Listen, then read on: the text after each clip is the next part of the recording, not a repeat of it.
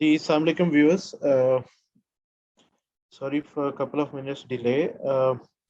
With me is Mohammed Ahmed, Deputy Head of Research, and Syed Sulaiman Akhtar, Chief Investment Officer, will be joining us in a couple of minutes. So this month, ये क्योंकि calendar year 2022 का first month है और एक पूरा यानी 2021 हम close कर चुके हैं, तो कुछ उस पर बात होगी, कुछ नेक्स्ट ईयर के आउटलुक पे our team will share their thoughts and review outlook with you. जी, over to you Mohammad Ahmed. जी, सुलेमान साहब हमारे साथ मौजूद हैं। वो इकोनॉमी पे बात करेंगे, उसके बाद मार्केट पे जो है वो मैं बात करूँगा। साल को जी वालेकुम जी सुलेमान।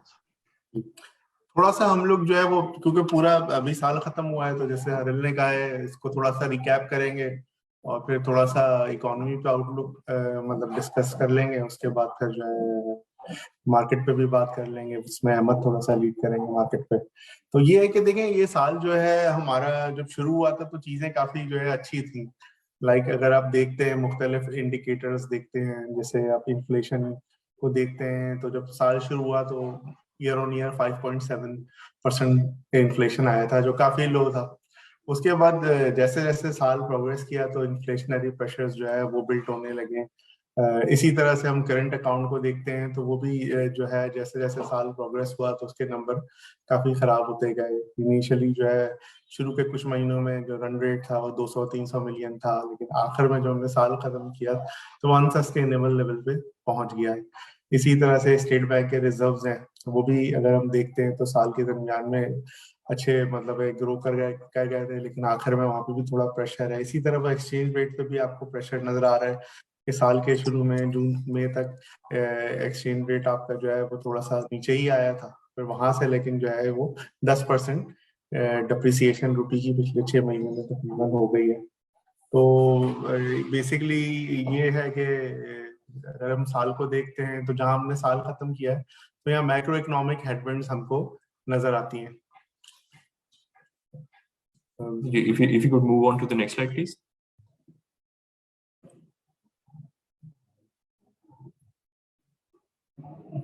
ठीक है, ओके। तो हाँ, तो ये स्टेट बैंक वाली स्लाइड पे आप आ जाए। हाँ ठीक है, तो ये है कि जब साल खत्म हुआ है तो इस वक्त जो है वो इकोनॉमी के अंदर जो है वो जरूरत है कि थोड़े स्टेबलाइजेशन मेजर्स लिए जाएं, क्योंकि इन्फ्लेशन जो है वो ही लेड बाय मतलब ग्लोबल कमोडिटी प्राइसेस की वजह से पार्टली ये हमारी जो है एग्रीगेट डिमांड भी स्ट्रांग है, तो उस वजह से एक्सटर्नल साइड पे भी प्रेशर्स नजर आ रहे हैं और इन्फ्लेशन भी बढ़ के नजर आ रहा है। तो इन सबको एड्रेस करने के लिए जो है वो स्टेट बैंक ने जो है वो करेक्टिव मेजर्स लेने शुरू कर दिए थे, सितंबर से इनको स्टार्ट कर दिया था, और वो विद टाइम जो है थोड़े से उनको और ज्यादा जो है बढ़ा दिया है चीजों को, उन मेजर्स को थोड़ा जो है उनकी स्ट्रेंथ बढ़ा दी है। और वो जो एग्रीगेट डिमांड की स्ट्रेंथ है वो आपको नजर भी आ रही है, लेफ्ट साइड पे आप देखेंगे तो क्रेडिट टू प्राइवेट सेक्टर नजर आ रहा है, is been very strong this year. उसमें थोड़ा जो है पार्ट वो कंसेशनरी स्कीम्स का भी है, तो वो चीज आपको गाड़ियों की प्रोडक्शन में भी नजर आती है कि इस साल जो नंबर है वो 90,000 से ऊपर आया है 5 महीने में। तो इसी तरह से इम्पोर्ट्स जो है वो भी काफी बढ़ के आई हैं, दो इसमें थोड़ा कमोडिटी की प्राइसेस का भी इम्पैक्ट है, लेकिन उसको भी निकाल देते हैं तो जो है वॉल्यूमेट्रिक इम्पैक्ट भी नजर आ रहा है। तो वो उसको देखते हुए स्टेट बैंक ने जो है वो कुछ मेजर्स लिए हैं। उसमें ये है कि कुछ तो मेजर्स जो है वो ये था कि इम्पोर्ट्स के ऊपर कुछ जो है मार्जिन वगैरह बढ़ा दिए, कुछ ड्यूटी स्ट्रक्चर वगैरह में भी कुछ चेंजेस जो है वो भी कुछ हुई हैं, कुछ और हो जाएंगी। बाकी ये है कि जो मेन मूव है वो यही है कि पॉलिसी रेट जो है वो सितंबर से जो है स्टेट बैंक ने जो है वो बढ़ाना शुरू कर दिया था। पहले 25 बिप्स बढ़ाया था, लेकिन फिर क्योंकि जो मैक्रो इकोनॉमिक जो प्रेशर्स हैं मतलब वो बढ़ते हुए नजर आ रहे थे, तो नवंबर की पॉलिसी में उन्होंने 1.5% बढ़ा दिया था, दिसंबर की पॉलिसी में उन्होंने 1% बढ़ा दिया। ठीक है, तो ये 9.75% जो है हमारा जो है ना पॉलिसी रेट उन्होंने कर दिया है। यहाँ उन्होंने खैर ये इंडिकेट भी थोड़ा सा किया है कि अब यहाँ जो मेजर जो इंक्रीज था वो हो गया है इंटरेस्ट रेट्स में, अब यहाँ से जो है ना रियल इंटरेस्ट रेट्स वो पॉजिटिव होने की तरफ जा रहे हैं। I think over the next 12 to 18 months उनका मैं मतलब ये ख्याल होगा। अभी तो जो है इन्फ्लेशनरी हेडविंड्स रहेंगी आगे, और ये है कि काफी हद तक ये जो है इंक्रीज हो गया है।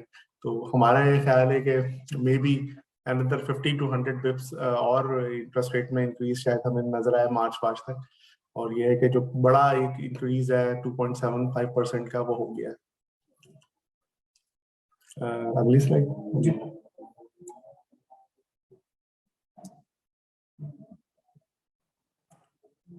अच्छा, इसी सिलसिले में जो है एक और मूव ये है कि IMF प्रोग्राम हमारा काफी दिन से चल रहा है। उसमें जो है IMF ने जो है ना, मतलब ये प्रोग्राम जो है वो मार्च से स्टॉल हो गया था।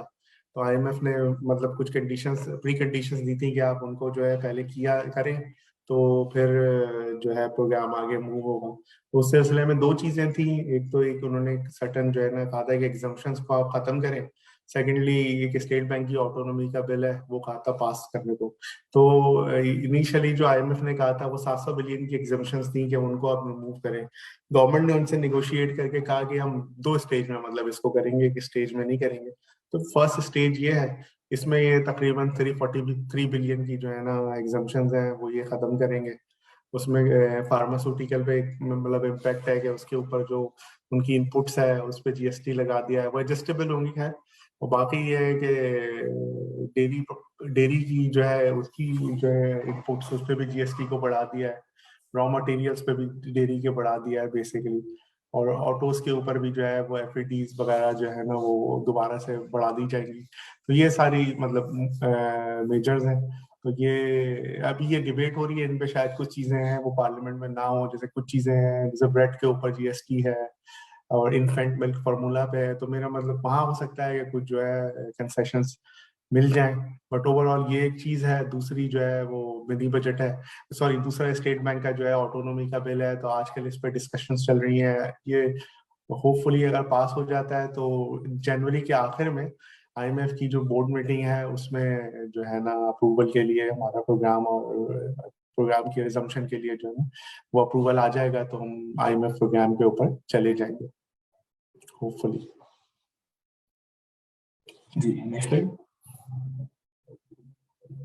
ठीक है, चौथा थोड़ा सा FBR की टैक्स कलेक्शन की भी बात कर लें हम यहाँ पर। तो FBR का जो टैक्स कलेक्शन है वो काफी रोबस्ट है। पहले 6 महीने में जो है अबव टारगेट है। दिसंबर में थोड़ा सा स्लो डाउन फिर भी आया है। 18% ईयर ऑन ईयर इंक्रीज हुआ, जो 6 महीने में हम देखते हैं तो 32% बनता है। ये दिसंबर का टारगेट थोड़ा सा मीट नहीं हुआ था, लेकिन पिछले 5 महीनों में क्योंकि ओवर मीट हो गया था बहुत सारा, तो अभी भी हम ऊपर ही चल रहे हैं।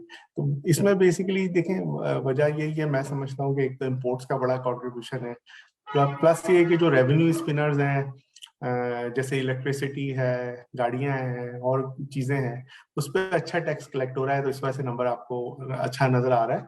लेकिन अभी भी डॉक्यूमेंटेशन के ऊपर इतना काम नहीं हुआ है। ये है कि जो रेवेन्यू स्पिनर्स हैं आपके उनमें प्राइस इंक्रीज भी है, वॉल्यूम इंक्रीज भी है, तो वही आपको नजर आ रहा है। उसमें पेट्रोलियम प्रोडक्ट्स का भी बड़ा कॉन्ट्रीब्यूशन है। बट ये है कि ओवरऑल जो टैक्स कलेक्शन है, सॉरी रेवेन्यू कलेक्शन है, उसमें नॉन टैक्स रेवेन्यूज जो है वो बिलो टारगेट है। उसकी बड़ी वजह ये है कि PDL जो है वो हम जमा नहीं कर पा रहे, और इसलिए कि ऑयल प्राइसेस काफी ऊपर है। तो गवर्नमेंट उनको पास ऑन करने में अभी भी रिलक्टेंट है। लेकिन अब यहाँ से इन्होंने ये प्लान किया है कि 4-4 रुपए करके बढ़ा देंगे और फुल ईयर में 250-300 बिलियन जमा करने की कोशिश करेंगे। बस इनिशियली टारगेट 600 बिलियन का करीब था, तो वहाँ थोड़ा सा शॉर्टफॉल होगा। तो ओवरऑल रेवेन्यू कलेक्शन जो है वो इस वजह से जो है टैक्स कलेक्शन तो बहुत अच्छी होगी, लेकिन नॉन टैक्स कलेक्शन थोड़ी कम होगी। तो इसी वजह से कुछ नए मेजर्स भी इन्होंने जो है अनाउंस किए हैं एज पर IMF एग्रीमेंट। तो ये थोड़ा सा फिस्कल की पोजीशन है। ठीक है, ये तो जो है बात हमने कर ली थोड़ा पिछले साल के एनालिसिस पे। थोड़ा आउटलुक पे ये है कि देखिए इन्फ्लेशन पे एक एक करके बात कर लेते हैं। इन्फ्लेशन पे थोड़ा सा हमारा जो आउटलुक है वो ये है कि इन्फ्लेशनरी प्रेशर्स जो है वो अगले 6-8 महीने में ऐसा लगता है कि कंटिन्यू करेंगे। जनवरी का नंबर भी बड़ा होगा और आगे भी नंबर बड़े ही होंगे। उसकी वजह यही है कि एक तो बेस इफेक्ट थोड़ा सा है, और उसके अलावा ये कि ग्लोबल कमोडिटी प्राइसेस जो है वो नीचे नहीं आ रही, वो ऊपर ही है। ऑयल 84-85 पर चला गया है दोबारा से। और इसके अलावा दूसरी कमोडिटीज भी, एग्रीकल्चर कमोडिटीज भी ऊपर की तरफ है। और इसके अलावा इन लोगों ने जो इलेक्ट्रिसिटी टैरिफ्स हैं वो भी काफी हद तक बढ़ाती हैं, तो उसका इम्पैक्ट भी आ रहा है। फ्यूल प्राइस एडजस्टमेंट का भी पॉजिटिव इम्पैक्ट आ रहा है, क्योंकि जाहिर सी बात है कि ऑयल प्राइसेस, गैस प्राइसेस ऊपर है, और ये कि नई कैपेसिटीज भी आ रही हैं, तो उसका इम्पैक्ट भी आएगा। थर्डली ये कि आगे लगता है कि गैस प्राइसेस भी बढ़ानी पड़ेंगी, और वीट की भी प्राइसेस आगे जो है वो बढ़ेंगी, तो वो भी कंट्रीब्यूट करेंगी। अगले साल की सपोर्ट प्राइस ऊपर है, तो थोड़ा वीट और रिलेटेड इन्फ्लेशन भी आएगा। और फिर पिछले दिनों में फूड इन्फ्लेशन ज्यादा रहा है, कमोडिटी इन्फ्लेशन रहा है ज्यादा, तो उसका सेकंड राउंड भी दूसरी चीजों में, हाउस रेंट में और दूसरी चीजों में नजर आना चाहिए। तो इन्फ्लेशनरी प्रेशर ऐसा लगता है कि परसिस्ट करेंगे over the next 8 to 10 months। उसके बाद शायद चीजें थोड़ी सी बेहतर हो। ऑफ कोर्स अगर ग्लोबल कमोडिटी प्राइसेस नीचे आती हैं, लेट्स से ऑयल नीचे आ जाता है, तो वो एक पॉजिटिव इम्पैक्ट होगा, लेकिन अभी जो ट्रेजेक्टरी है उसके ऊपर इन्फ्लेशनरी प्रेशर शुड कंटिन्यू।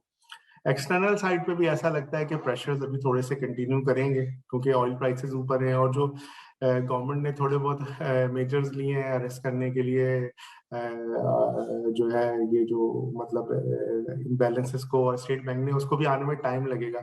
तो एक्सटर्नल साइड पे भी ऐसा लगता है कि करंट अकाउंट का नंबर जो है ना, रन रेट जो है वो बिलियन से ऊपर ही रहेगा, मे बी 1.5 बिलियन से ऊपर रहे, फिर थोड़ा थोड़ा करके नीचे आने लगे, तो वहां पे भी हमें प्रेशर्स लग रहे हैं। और थर्डली जो है, अगर मैं एक्सचेंज रेट पे बात करूं तो 175 176 जो है, ये लेवल पे अच्छी खासी एडजस्टमेंट हमारे हिसाब से हो गई है। और रियर भी आपका जो है वो मेरा ख्याल है कि 95 से 100 के दरमियान कहीं आ गया है। तो यहाँ हो सकता है कि यहाँ पर ये जो है ना, हम अब IMF प्रोग्राम पे आ जाएं तो फाइनेंशियल अकाउंट पे हमारे पास फ्लोज आ जाएं, तो यहाँ को ये हो सकता है दिसंबर तक मैनेज हो जाए 175 के अराउंड। यहाँ मतलब ज्यादा अपसाइड नहीं होती।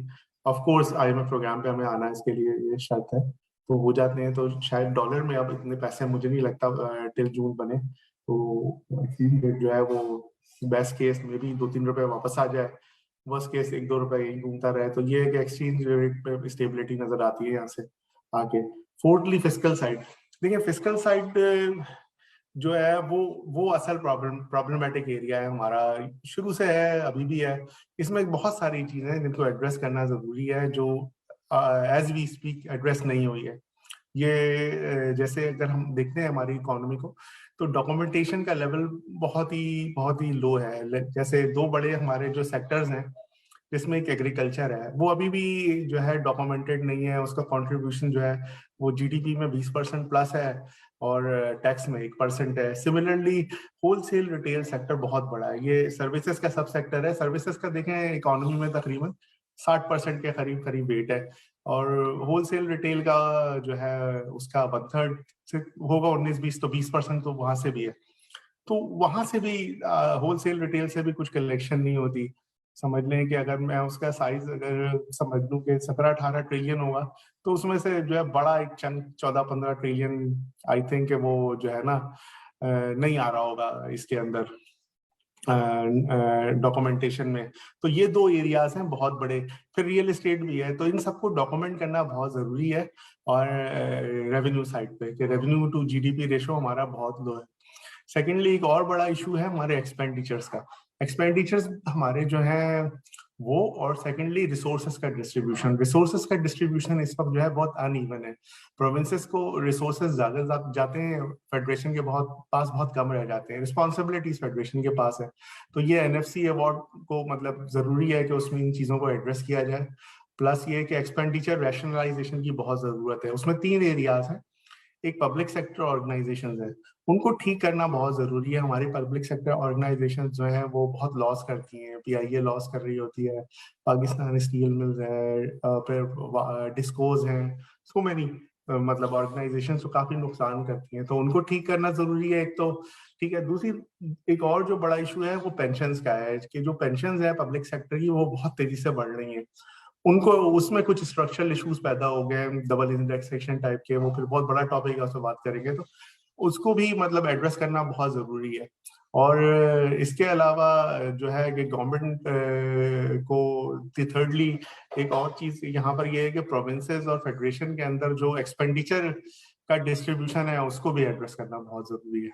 तो ये सारी चीजें हैं। यहाँ पे अगर रिफॉर्म्स हमें नजर आएंगे तो हम जो है हम समझते हैं कि इकोनॉमी में एक सस्टेन्ड आपको जो है ना ग्रोथ नजर आ जाती है। तो इसकी जो की है वो फिस्कल साइड है। मैं बार बार यही कहता आ रहा हूँ, अभी भी यही कहूंगा कि फिस्कल साइड को एड्रेस करना जरूरी है, और अभी तक हमने इसको एड्रेस नहीं किया है एज आई स्पीक। ठीक है, आप ये कि मार्केट पे जो है वो अपना अहमद बात कर लेंगे थोड़ी सी, फिर जो भी सवाल जवाब होंगे वो लोग उसके लिए बैठे हुए। So 2021 marked the end of the second year of COVID-induced reality, and the third year of the incumbent PTI government's being at the helm of affairs. इसमें जो मेजर इवेंट्स इस साल हुए हैं उनमें सबसे पहले यूएस एग्जिट है, जो जियोपॉलिटिकल फ्रंट पे फ्रॉम अफगानिस्तान। MSCI ने डिसाइड किया कि पाकिस्तान को इमर्जिंग मार्केट से निकाल के फ्रंटियर मार्केट्स में रख दिया जाए, और इसके अलावा और जो अनसर्टनिटी ऑनगोइंग IMF प्रोग्राम की निगोशिएशंस की वजह से वो भी हमें दिखी। इसके अलावा इंटरनेशनल कमोडिटी प्राइसेस में एक अपटिक नजर आया हमें ड्यूरिंग द ईयर, और इसकी जो बेरिंग थी वो इन्फ्लेशन और करंट अकाउंट डेफिसिट में हमें नजर आई, जिस तरीके से सुलेमान भाई ने थोड़ी देर पहले अभी तस्करा किया। मार्केट की अगर बिलखुसूस बात कर लें तो इसमें टेक्नोलॉजी, बैंक्स, फर्टिलाइजर सेक्टर्स ने क्लियर विनर्स के तौर पे इमर्ज किया 2021 में। और जो चीज नोट करने वाली है वो ये है कि ये तमाम सेक्टर्स वो सेक्टर्स हैं जो कि या तो इंटरेस्ट रेट हाइक से इंसुलेटेड हैं या फिर बेनिफिट कर रहे हैं फ्रॉम अ रेट हाइक। और क्योंकि मार्केट जो है वो पहले प्राइसिंग कर लेती है इन सारी चीजों को, तो इनमें हमें नजर आ रहा है कि ये टॉप गेनर्स के तौर पे उभरे इस साल। बाकी अगर कंपनी वाइज हम परफॉर्मेंस देखें तो वो बिल्कुल जो टेक्नोलॉजी, बैंक्स और फर्टिलाइजर से ही पर्टेन कर रहे हैं। सिस्टम्स, मिजान, ईफर्ट और यूबीएल ने आउट परफॉर्म किया एज टॉप 4 कंपनीज। बाकी जो 4 कंपनीज जिन्होंने अंडर परफॉर्म किया है सबसे ज्यादा, उनमें सर्ल, डीजी, ओजी और एनआरएल रहे। बाकी वॉल्यूमेट्रिक साइड पे अगर हम देखें तो इसमें जो यूएस एग्जिट के बाद एक अनसर्टनिटी मार्केट में आई, IMF की जो ऑनगोइंग नेगोशिएशंस थी, और जो इमर्जिंग मार्केट्स, फ्रंटियर मार्केट्स में स्टॉक मार्केट को रिक्लासिफाई किया गया है, उसकी वजह से हम देख सकते हैं कि towards the later half of the year एक स्टैग्नेंसी हमें नजर आती है, और ये KSE ऑल के वॉल्यूम्स हैं जिसमें हमें नजर आ रहा है कि एक स्टैग्नेंट ट्रेंड रहा, और ये इंडिकेट कर रहा है कि लुक एंड सी अप्रोच रही इन्वेस्टर्स की तरफ से। जी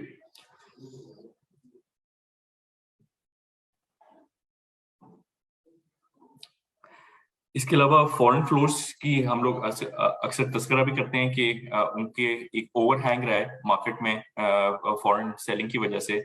तो इस स्लाइड पे हमने कोशिश की है उसको किसी तरीके से क्वांटिफाई करने की, और इसमें फर्स्ट अगर फ्रॉम द लेफ्ट स्टार्ट करें तो इसमें देखा जा सकता है कि काफी heavy selling through out the year हमें देखने में आई फॉरेन साइड पे, और सिर्फ अभी रिसेंटली जो है वो हमें नेट बाइंग नजर आई है, और जो मंथ टू डेट हम ओवरऑल नंबर देखें तो वो भी क्लोज टू 25-30 मिलियन डॉलर्स है। तो ये एक अच्छी चीज इंडिकेट कर रही है ओवरऑल, और इससे जो एक प्रेशर मार्केट में बना रहा पूरे साल, उसमें कुछ एलिविएशन भी नजर आ सकती है in the current calendar year.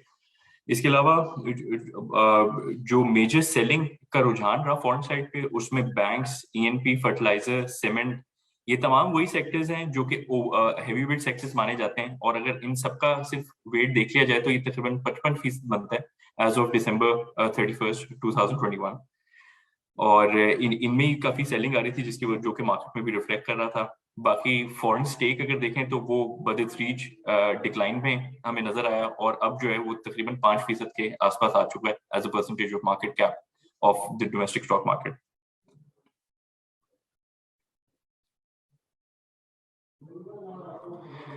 जी इसके अलावा ये पिछली दफा रिक्वेस्ट की गई थी कि हम इसको किसी तरीके से क्वांटिफाई करें जो करंट अकाउंट की सिचुएशन है, और वो किस तरीके से ट्रांसलेट कर रही है टुवर्ड्स इक्विटी मार्केट परफॉर्मेंस। इसमें क्योंकि करंट अकाउंट एक हिस्सा है ट्विन डेफिसिट का, और तो वो बहुत हद तक जो मौजूदा माशी सूरत हाल है मुल्क की, वो उसकी निशानदेही कर रहा होता है। और क्योंकि माशी सूरत हाल ही कल्मिनेट करती है into the performance of the stock market, तो हमें एक ट्रेंड नजर आता है कि जैसे ही एक इंक्रीज नजर आया है करंट अकाउंट बैलेंस में, उसका इम्पैक्ट स्टॉक मार्केट पे यकीनी तौर पे नजर आता है, अगर हम पिछले 5 साल में देखें।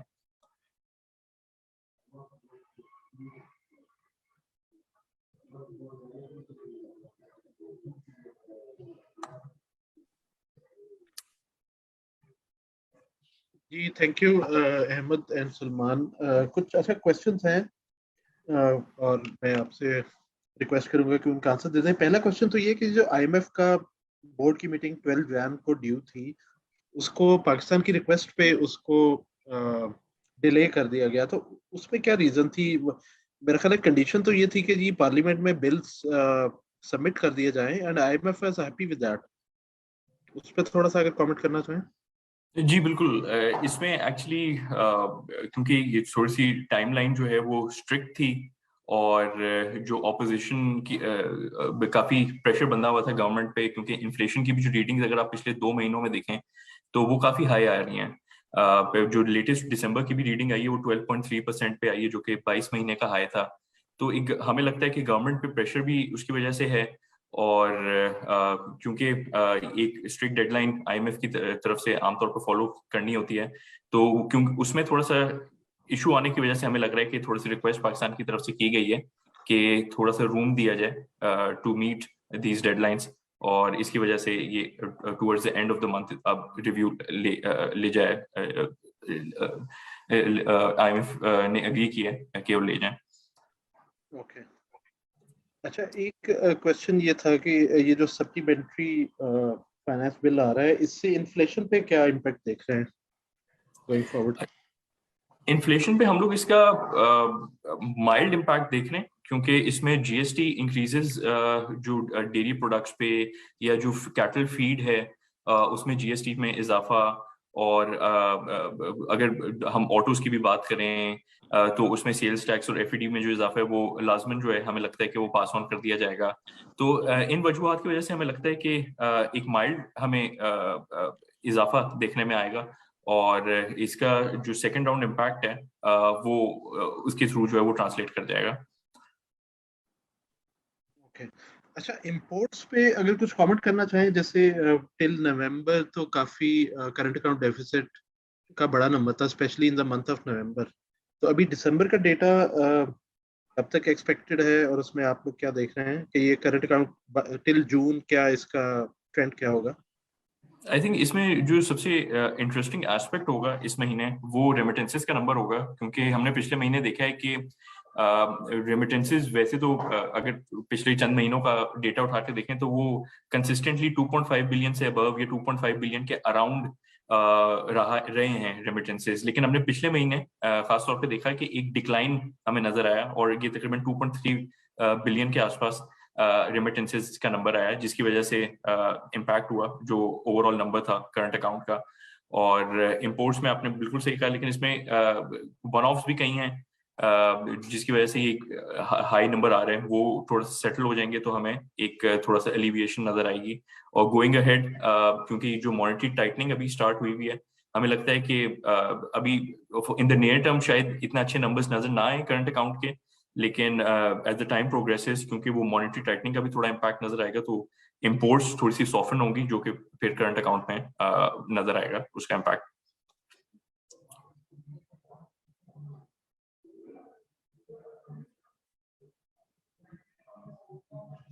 Okay thank you. अच्छा सलमान, कुछ अगर कमेंट करना चाहें, लेटली हमने देखा है कि यूएस फेडरल रिजर्व बैंक जो है उसने अपना थोड़ा सा स्टांस चेंज किया और वो रेट हाइक देख रहे हैं, तो उसका इम्पैक्ट आप क्या देख रहे हैं पीकेआर पे? पीकेआर पे वैसे इसका आमतौर पे रियर पे इम्पैक्ट आता है। अभी जो रीसेंट इन्फ्लेशन का नंबर भी अगर आप देखें जो यूएस का आया है, तो वो जून 1982 के बाद सबसे हाईएस्ट नंबर आया है एट 7%। और हालांकि जो नवंबर का नंबर था that was very high as well at 6.8%, लेकिन जो दिसंबर का number it has even beaten the November's CPI number. तो आमतौर पे जो रेयर है वो इन सब चीज़ों को अकाउंट फॉर कर रहा होता है, क्योंकि रेयर की बाय डेफिनेशन रेयर जो ट्रेडिंग पार्टनर्स के साथ जो ट्रेड कंपेटिटिवनेस है उसको मेजर कर रहा होता है। और अगर एक ज्यादा बड़ा डिफरेंशियल आता है तो वो उसकी एक बेरिंग हमें नजर आती है पीकेआर पे। तो अभी जो चेयरमैन हैं यूएस फेड के, उन्होंने भी इंडिकेट किया है कि ये काफी सिवियर थ्रेट है, इन्फ्लेशन को उन्होंने टर्म किया है। तो मेरा ख्याल है कि ये वहां पे भी अब थोड़ा हाइक की तरफ सिचुएशन बन रही है, और इसकी थोड़ी बेरिंग क्योंकि डिफरेंशियल वो थोड़ा कम हो जाएगा तो उसका इम्पैक्ट हमें लाजमन नजर आएगा एक्सचेंज रेट पे। बट थ्योरेटिकली जैसे फाइनेंस की थ्योरी है कि एक तो इंटरेस्ट रेट डिफरेंशियल का पॉइंट के यहाँ क्योंकि इंटरेस्ट रेट हाइक आ रही थी तो theoretically PKR should have improved, but due to other factors it could not. But US dollar का अगर इंटरेस्ट रेट वहाँ हाइक करते हैं तो यूएस ट्रेजरीज और इन सब की ऑब्वियसली डॉलर स्ट्रेंथन होगा, तो उसका एक सॉर्ट ऑफ जो फॉरेन एक्सचेंज की मार्केट है उसमें तो इमीडिएट इम्पैक्ट आता है। रियर का तो चले वो एक लैग के साथ आएगा, रियर को देखेंगे और फिर वो तो एक स्टेटिस्टिकल फॉर्मूला है ना जो आपके ट्रेडिंग पार्टनर्स के साथ आपकी करेंसी की रिलेटिव पोजीशन का बता रहा है। बट मेरा ख्याल है जो फॉरेन एक्सचेंज मार्केट है उसमें तो इम्पैक्ट फौरी आता है। जी जी जी, बिल्कुल ऐसी है, बिल्कुल ऐसी है।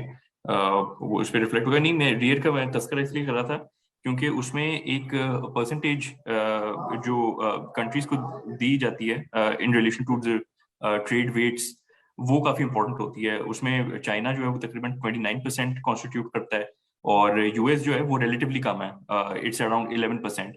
तो क्योंकि उसका वेट कम है तो इसलिए उस तनाजुर में भी थोड़ा सा देखना पड़ेगा। लेकिन यू राइट कि वो पहले मार्केट प्राइसिंग कर लेती है फॉरेन अच्छा, एक्सचेंज। ये जो रियर के वेट्स आप बता रहे हैं ये रिलेटिव टू पाकिस्तान है या ट्रेडिंग पार्टनर्स, क्योंकि हमारे चाइना मेजर ट्रेडिंग पार्टनर है तो 29% वेट उसका है, तो ये हमारे पीकेआर के रियर के वेट्स हैं। ये is that PK rate right? के वेट्स हैं। जी जी ओके ओके, ठीक है। अच्छा, नेक्स्ट सवाल ये आया, आपने वैसे उसमें कमेंट भी कर दिया, थोड़ा सा हम वापस जाते हैं फीपी की स्लाइड पे। सो ये जो करंट कैलेंडर ईयर है 2022 में, इसमें फीपी हैज टर्न पॉजिटिव। और ये जो सेंटर में आप बार दिखा रहे हैं टेक्नोलॉजी का, does that cover only the calendar year 2021 या ये टिल डेट है? नहीं, यानी ये इसमें सीवाट नहीं, ये बेसिकली क्योंकि हम 2021 के नंबर बेसिकली ओके रिफ्लेक्ट कर रहे हैं, ओके, ये पूरे साल का। ठीक है। अच्छा, अभी ये जो फीपी पॉजिटिव भी हुआ है इन इन द करंट मंथ, इसमें भी जो रिपोर्ट्स हैं वो यही है कि टेक्नोलॉजी स्टॉक्स में इंटरेस्ट आ रहा है। Is that right? इस पे थोड़ा सा कमेंट करना मुश्किल हो जाएगा हमारे लिए। लेकिन इसमें मतलब ये आप कह सकते हैं कि एक दो चीजें हुई हैं मार्केट में जिसकी वजह से मेनली हमें लग रहा है कि टेक्नोलॉजी सेक्टर पे ही इंटरेस्ट आया है मंथ टू डेट। देखिए, मैं इसमें थोड़ा ऐड कर दूंगा। देखो हरल, इसमें बात ये है कि टीआरजी की एक डील हुई थी, तुम्हें पता है, उसने जो है ना अपनी एक कंपनी बेच दी थी। तो उसका डोमेस्टिक जो है ना, जो मतलब है कि टीआरजी पाकिस्तान को जो पैसे मिलने थे वो डिविडेंड की फॉर्म में उन्होंने नहीं दिए। उन्होंने एक एसपीवी बना के कहा कि हम मार्केट से टीआरजी पाकिस्तान के शेयर खरीद लेंगे। तो ये जो टेक्नोलॉजी है ये मेनली वही है कि उन्होंने टीआरजी पाकिस्तान के शेयर जो एसपीवी बनाई थी उसने खरीदे। तो वो तुम्हें रिफ्लेक्ट हो रहा है इसमें। ये कोई ब्रॉडर इंटरेस्ट नहीं है, it is just that TRG is international SPV जिसने टीआरजी पाकिस्तान के शेयर लिए हैं, तो वो इन्फ्लो न। बट सुलेमान, ये जो सिस्टम्स लिमिटेड और एवेंसियन, इनमें भी मेरे ख्याल है कुछ इंटरेस्ट फॉरेनर्स का आया था शायद। यार देखिए, वो ओवर द ईयर था, वो जो है ना पूरे साल था। मैं सिर्फ दिसंबर की बात कर रहा हूँ। अच्छा, जो दिसंबर में आया है वो जो over the year, you are right कि एवेंसॉन में तो मुझे नहीं पता, लेकिन इतना, लेकिन सिस्टम्स में इंटरेस्ट सिस्टम में डेफिनेटली आया था, वो that was over the year. लेकिन जो ईयर एंड पे हमें नजर आया ना अभी दिसंबर के अंदर, वो जो है आपका मेनली टीआरजी रिलेटेड, या वो एसपीवी उन्होंने बनाई थी, टेलीकोड बेची थी, उसके पैसे आए थे। तो जो इनकी एलोकेशन थी शायद 120 मिलियन डॉलर की थी, ऐसी कुछ थी ना। तो उसके अगेंस्ट उन्होंने मार्केट से शेयर खरीदे थे, तो वो आपको फीपी में नजर आ रहा है। तो ये इसको मतलब है कि कोई ट्रेंड नहीं ले सकते इस वाली चीज को। मैं सिर्फ क्लैरिफाई। लेकिन वैसे सुलेमान, मैं आपको कोशिश करता हूँ, एक ETF दिखाऊं। मैं लेटली सर्च कर रहा था, एक शायद मैंने फाइल शेयर भी की थी कि ग्लोबल फंड्स में जो पाकिस्तान का वेट है वो कितना है, तो वो कोई बहुत ज्यादा नहीं था। सिर्फ एक मेरा ख्याल है एक फंड है जो MSCI पाकिस्तान इंडेक्स पे बना हुआ है, ग्लोबल एक्स, और उसका साइज $23 मिलियन था। So that was the largest weight in any ETF for Pakistan. But देखिए, एक मैं पाकिस्तान तो लेटली, वैसे भी, पाकिस्तान का तो वैसे भी MSCI EM में भी कोई वेट नहीं था ना खास, वो तो जी राउंडिंग जी ऑफ में नहीं जाता था। तो वो जी जी चीज तो है, लेकिन ये कि सिंस हम फ्रंटियर में हैं, तो मे भी जब ग्लोबली कुछ आगे फ्रंटियर मार्केट्स में इंटरेस्ट आता है तो आपको गोरे का इन्फ्लो नजर आएगा। लेकिन एक चीज फॉर श्योर है कि गोरे के आउटफ्लोज अब यहाँ से शायद इतने नजर ना आए आपको। आई फील के है ना, थोड़ी सी अगर मैक्रो इकोनॉमिक विजिबिलिटी बढ़ जाती है तो गोरे का हो सकता है कि आपको इन्फ्लो हल्का हल्का सा छोटा अच्छा छोटा सा नजर आने लगे। अच्छा, ये एक इंटरेस्टिंग फंड था जो मैंने वॉच किया। ये आपको स्क्रीन नजर आ रही है, डॉन ग्लोबल जी की बिल्कुल आ मुझे रही है। दोबारा? ओके।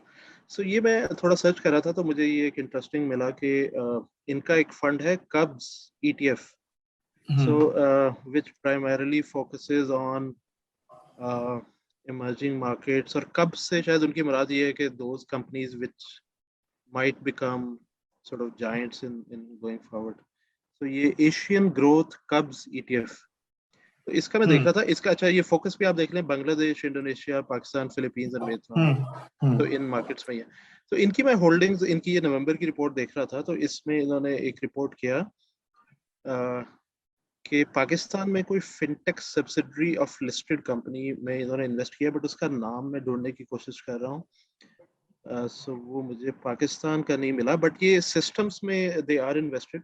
सिस्टम्स इनकी होल्डिंग में कहीं मैंने पढ़ा था, तो नहीं, वो सिस्टम्स में तो पैसे आए हैं गोरे के साथ में, ओके। बिल्कुल वो लेकिन ओवर द ईयर आए हैं, नॉट इन दिसंबर, वो पूरे साल में आए। राइट। अच्छा, और हमारे पास एक क्वेश्चन आया सीमेंट सेक्टर आउटलुक पे, थोड़ा सा कमेंट कर दें अगर।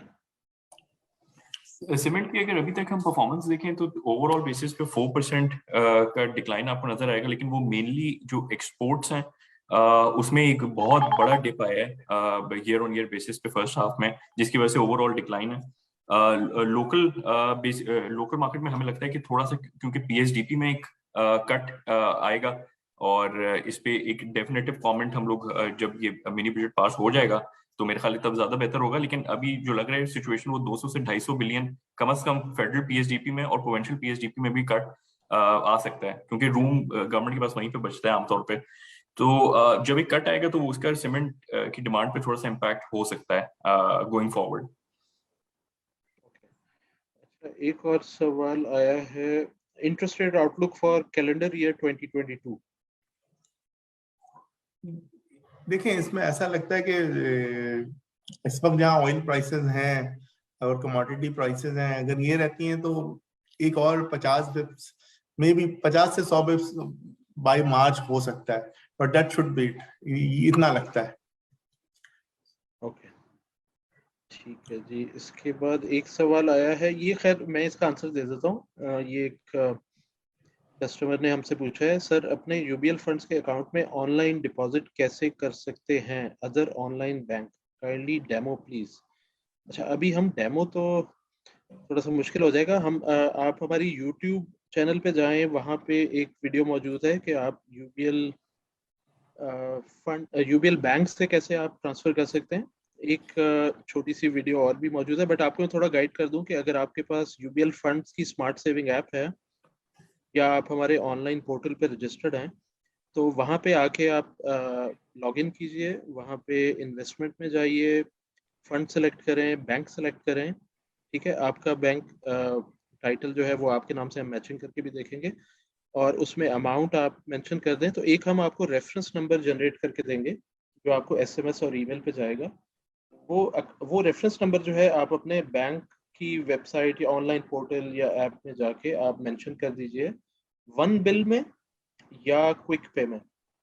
ठीक है, वो रेफरेंस नंबर मेंशन कर दीजिएगा, तो आपकी ऑटोमेटिकली वहां से इन्वेस्टमेंट अमाउंट ट्रांसफर हो जाएगी। वो हमें T+1 पे मिलती है, तो आप समझ लें कि अमाउंट जो आप ट्रांसफर करेंगे 2 डेज के अंदर इंशाल्लाह आपको उसकी स्टेटमेंट और जो यूनिट्स इशू होंगे जिस भी फंड के, वो आपको अवेलेबल हो जाएंगे। अगर आपके पास यूबीएल बैंक का अकाउंट है तो वहाँ आप उनकी ऐप या पोर्टल से डायरेक्टली हमारे फंड्स में ट्रांसफ़र कर सकते हैं, वो सबसे इजी तरीका है। ये एक बेसिकली आपको मैंने मेंशन कर दिया। इसका डेमो के लिए हम कोशिश करेंगे एक सेपरेट वेबिनार या वीडियो रिकॉर्ड कर लें और फिर हम उसको पब्लिश कर देंगे अपने सोशल मीडिया। अच्छा जी, एक सवाल, क्वेश्चंस तो मेरे ख्याल है मोरलेस हमने कवर कर लिया। तो एक सवाल सुलेमान मैं फिर आपसे करूंगा कि इस वक्त अगर आप एज एन इन्वेस्टर हो तो आप हमारे 4 जो इक्विटी फंड्स हैं उनमें से आपकी पिक कौन सी होगी? देखिए, हमेशा की तरफ कहूंगा एनर्जी फंड ही होगी मेरी टॉप पे। अच्छा, उसकी वजह एनर्जी ये है फंड कि में, एनर्जी फंड में सॉरी आपकी बात काट रहा हूँ, एक शायद अभी एक फर्स्ट इंस्टॉलमेंट कोई 60 बिलियन या 40 बिलियन की इनको मिली भी है ना, उससे कुछ सर्कुलर डेट में कमी आएगी। बिल्कुल बिल्कुल। देखिए, उसमें हुआ ये है कि 94 की पॉलिसी वालों को तो तकरीबन पूरी दोनों इंस्टॉलमेंट मिल गई हैं। 2002 की पॉलिसी वालों को पहली 40% मिल गई है, 60% जून तक मिल जाएगी। तो मतलब ये एक तो एक ट्रिगर है ही। दूसरा ये है कि मुझे लगता है कि हमारी ईएमपीज बहुत सस्ती हैं। अब इसमें एक दो ट्रिगर और ये है कि जैसे गोइंग फॉरवर्ड जो है, अगर ये गैस के सर्कुलर डेट पे कोई मूव होती है, एक वीक ऑफ की मूव शायद हो जाए कि जो गैस हम सबको मिलती है ना, वो weighted average cost of gas पे मिलने लगे आगे। तो एक जो बड़ी वजह थी सर्कुलर डेट बनने की, वो ये थी कि सस्ती बेचते थे गैस, महंगी लेके। तो उसको थोड़ा सा ये अब पॉसिबल नहीं रहा है, तो उस पर कोई लेजिस्लेशन हो जाए तो वो पॉजिटिव होगी इसके कैश फ्लोज के लिए आगे जाते हुए। और पीछे के जो कैश फ्लोज हैं उनको भी कुछ रिजॉल्व करने के लिए आई थिंक हम कोई मूव देखेंगे गोइंग फॉरवर्ड।